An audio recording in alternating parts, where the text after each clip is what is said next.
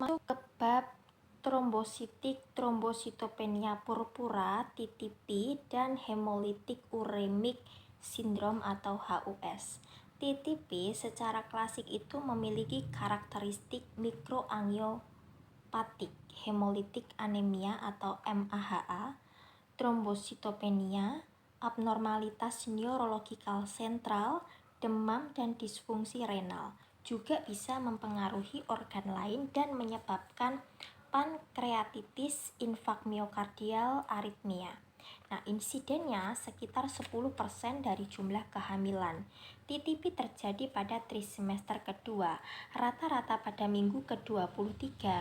Etiologinya adalah defisiensi VWF cleaving protease atau kemudian ADAMTS 13.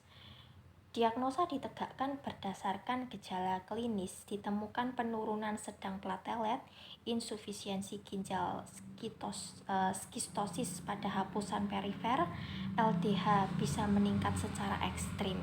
Nah, terapinya dengan penggantian plasma. TTP yang tidak diterapi segera bisa berakibat fatal dengan mortalitas 95%.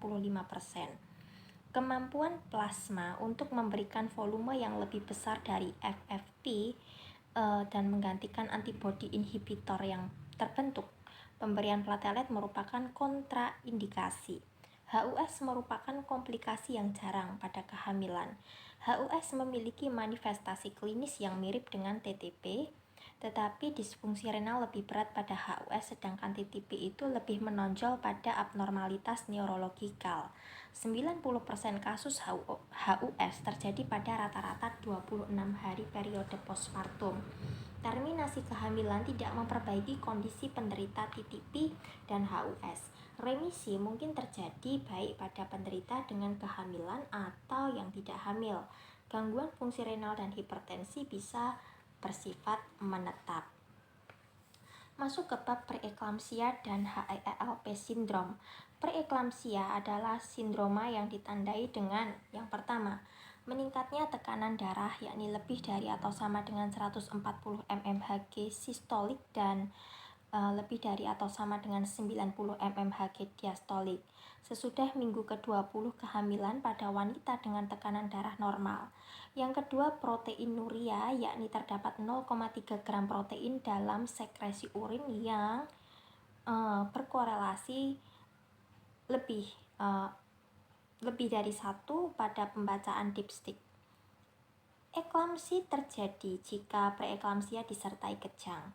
Insiden preeklamsia terjadi pada 5-7% pada semua kasus kehamilan dan sekitar 21% dari semua kasus trombositopenia, dan trombositopenia sendiri terjadi 50% dari kasus preeklamsia. Penurunan platelet umumnya tidak berat, sampai kemudian dijumpai klinis pendarahan yang berkembang ke arah DIC. 4-12% kasus preeklamsia berkembang menjadi superimpose HELLP syndrome. HELLP syndrome adalah suatu sindroma yang ditandai dengan hemolisis, peningkatan enzim hepar, dan penurunan platelet. Insidennya adalah 0,2 sampai dengan 0,6% dari kasus kehamilan dan terjadi pada 10% dari penderita preeklamsia dengan mortalitas sebesar 2 sampai dengan 24%.